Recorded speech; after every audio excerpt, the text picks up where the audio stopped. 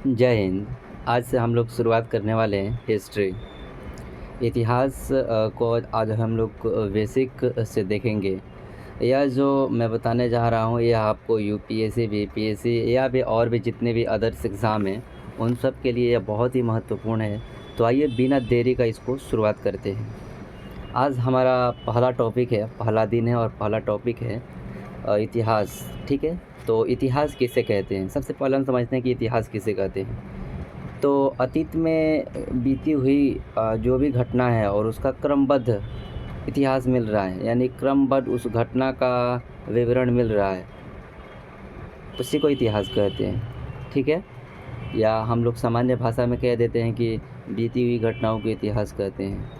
और भी थोड़ा सा अच्छा दिखने के लिए या एक बौद्धिक स्तर पर सोच समझकर जो उत्तर दिया जाता है वह है कि ये पीछे घटी हुई घटनाओं का क्रमबद्ध समूह जो है वो इतिहास कहलाता है। तो उसी प्रकार यहाँ पर हम इतिहास को देख सकते हैं।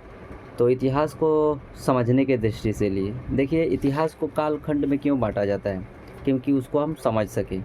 तो इतिहास विभाजन का यही दृष्टिकोण है कि हम उसको समझ सकें। ठीक है, तो इतिहास को 3 भागों में बांटा गया है समझने के लिए। कौन कौन सा? प्रागैतिहासिक काल, आद्य ऐतिहासिक काल और ऐतिहासिक काल।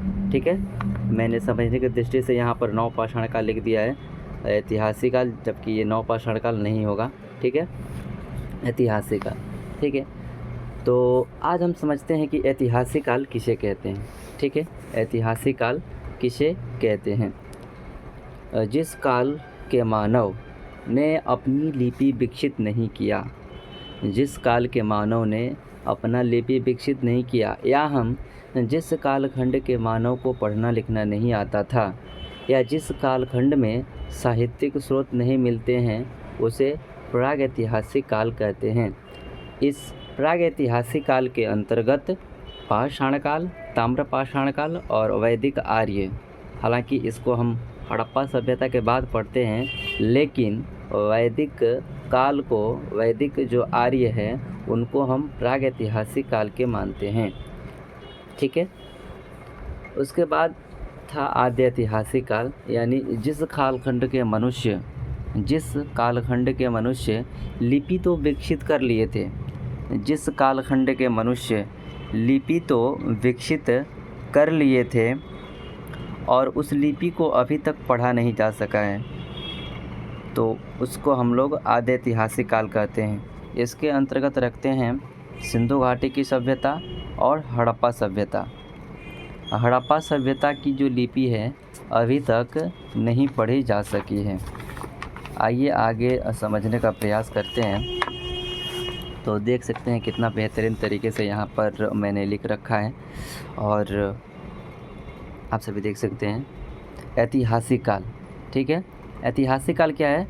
तो इतिहास का वह कालखंड जिसमें मानव ने लिपि के साथ साथ तकनीक भी विकसित कर लिया, यानी हम कह सकते हैं कि साहित्यिक स्रोत के साथ पुरातात्विक स्रोत भी जिस काल से हमें मिलना शुरू होता है, तो उस काल को हम लोग ऐतिहासिक काल कहते हैं। ठीक है, कोई कन्फ्यूज़न नहीं है।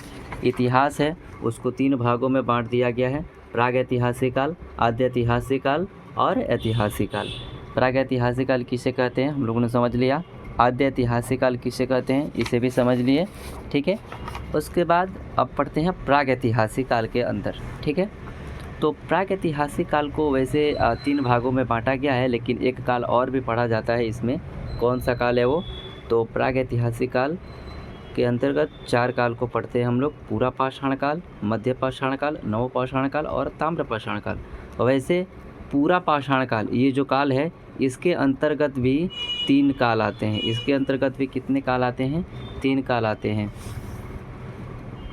ठीक है, तो हम लोग पढ़ते हैं पूरा पाषाण काल क्या है। पूरा पाषाण काल किसे कहते हैं? किसे कहते हैं भाई? तो आदि मानव की शुरुआत इसी काल से होता है। जिस काल में मानव ने महत्वपूर्ण कार्यों के लिए पत्थर का उपयोग किया था, हथियार के रूप में, अन्य आवश्यकता के रूप में। ठीक है, उस काल को हम लोग पूरा पाषाण काल कहते हैं। और पत्थर के उपकरणों के कारण ही, यानी कि उस समय पत्थर के उपकरणों का प्रचलन बहुत ही अधिक था, ठीक है, जिस कारण उस काल का नाम पाषाण काल रख दिया गया, ठीक है। और इस काल का मानव मुख्य या प्रथम गतिविधि खाद्य संग्राहक और आखेटक था। हम इसको ऐसे समझ सकते हैं कि यहाँ पर क्या कहना चाह रहा है कि उस समय के मानव खाद्य संग्राहक और आखेटक थे। तो हम इसको इस प्रकार से समझ सकते हैं, जिस प्रकार से हमारा उद्देश्य अभी धर्म अर्थ काम और मोक्ष की है, उसी प्रकार से आदि मानव यानी कि प्रागैतिहासिक काल के जितने भी मनुष्य थे, उनका जीवन का उद्देश्य एक ही था कि हमारा पेट कैसे भरे, हमें खाना कहाँ से मिलेगा। तो सिर्फ़ और सिर्फ इसी बात की चिंता थी। उस समय कोई नौकरी नहीं, कोई गर्लफ्रेंड नहीं, कोई बॉयफ्रेंड नहीं, कुछ भी नहीं था। केवल क्या था कि पेट कैसे भरेगा, ठीक है ना। तो इस खाद्य संग्रह का मतलब यही होता है। और आखेटक यानी कि शिकारी थे, ठीक है। उसके बाद पत्थर के उपयोग जो है, तो उस समय जो पत्थर का उपयोग होता था वो क्या क्या था, आप सभी देख सकते हैं यहाँ पर। पत्थर के हथियार का उपयोग में बड़े पत्थर का उपयोग होता था। बेडौल आकार का पत्थर था, यानी कि मतलब कि बहुत बड़ा बड़ा पत्थर था। लाल चित्तेदार या चकमक पत्थरों का उपयोग किया जाता था। और औजार के रूप में आप सभी देख सकते हैं यहाँ पर गंडासा कुल्हाड़ी जैसे औजार भी बनाया गया था। चापर बड़ा चाकू जैसा हथियार भी बनाया गया, ठीक है। और इसी समय आग की खोज हुई थी, लेकिन किस काल में, तो आप सभी देख सकते हैं प्रागैतिहासिक काल हम लोग पढ़ रहे हैं, पूरा पाषाण। प्रागैतिहासिक काल के पूरा पाषाण को हम लोग पढ़ रहे हैं। तो इस समय आग की खोज हो गई थी, लेकिन उपयोग नहीं हुआ था, ठीक है। आग की खोज हो गई थी लेकिन उपयोग नहीं हुआ था। आगे हम लोग पढ़ते हैं मध्य पाषाण काल, इसी का प्रागैतिहासिक काल का मध्य पाषाण काल, ठीक है। मध्य पाषाण काल हम लोग देखते हैं हिम युग की समाप्ति, यानी कि बर्फ पिघलना बंद हो गया था। इस समय गर्मी में वृद्धि हो गई थी। क्या हो गई थी? गर्मी में वृद्धि, जिससे कुछ जानवरों की मृत्यु भी हो गई और कुछ जन्मे, ठीक है। इस काल में छोटे और तेज भागने वाले जानवर सरवाइव कर पाए, यानी कि जी पाए।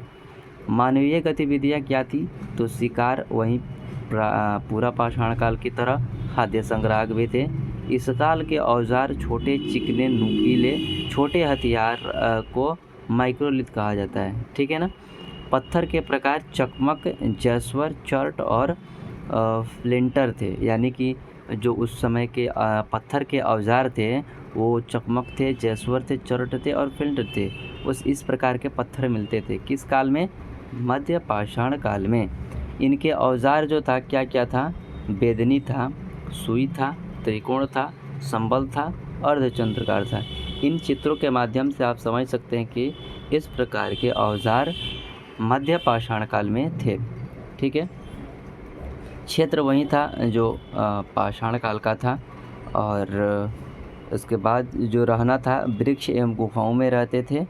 पत्तों या खाल, बट यहाँ खाल को एक रूप देना शुरू किया गया।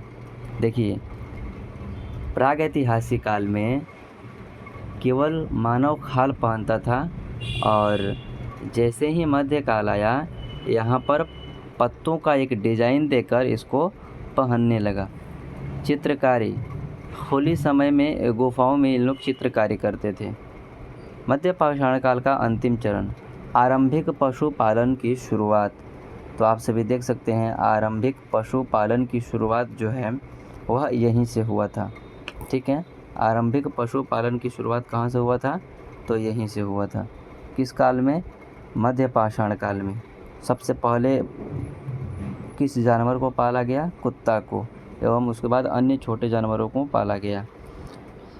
इनका साक्ष्य आदमगढ़ मध्य प्रदेश और बागौर राजस्थान से मिलता है। गुफाओं से निकलकर मैदान में रहने लगे, झोपड़ी बनाना शुरू कर दिया मध्य पाषाण काल में। मध्य पाषाण काल के अंतिम चरण में सामूहिकता की भावना, पारिवारिक परंपरा, अंत्येष्टि संस्कार सावधान के साथ और जन्म और पुनर्जन्म की शुरुआत, पारिवारिक संबंध, ये जितने भी अंत्येष्टि संस्कार, शवाधान के साथ सामान को दफनाना, जन्म और पुनर्जन्म, ये सारी की सारी मान्यताएं मध्य पाषाण काल से शुरू हो गया था। ठीक है, अब हम लोग देखते हैं बारीकी से थोड़ा सा। ठीक है, क्या देखते हैं हम लोग, क्या क्या पढ़े उसके बारे में थोड़ा देख लेते हैं। अभी तक जो पढ़े हैं उसको रिवीजन कर लेते हैं। प्रागैतिहासिक काल, ठीक है ना। खान पान शाकाहारी और मांसाहारी दोनों तरह के लोग रहते थे। किस काल में? पाषाण काल में, ठीक है ना। खान पान जो था मांसाहारी और कच्चा मांस, और इन लोग उस समय कच्चा मांस खाता था क्योंकि केवल आग की खोज हुई थी, उसका उपयोग नहीं हुआ था। रहना जो था नदियों के पास, पेड़ पौधों के गुलामों के साक्ष्य पानी के कारण वह नदियों के पास इस काल में मानव रहते थे। ठीक है ना। इस काल का जो साक्ष्य मिलता है भारत के किन किन जगहों से मिलता है, तो पंजाब के सोहन नदी घाटी से, यूपी के बेलन नदी घाटी से, मध्य प्रदेश के नर्मदा नदी घाटी से, मद्रास के कोरतलयार घाटी से, और मद्रास के कोरतयाल, ठीक है ना, यहाँ से प्रागैतिहासिक काल के साक्ष्य मिलते हैं।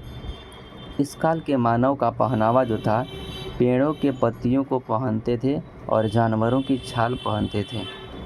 गुफाओं में बैठकर चित्रों का निर्माण किया करते थे।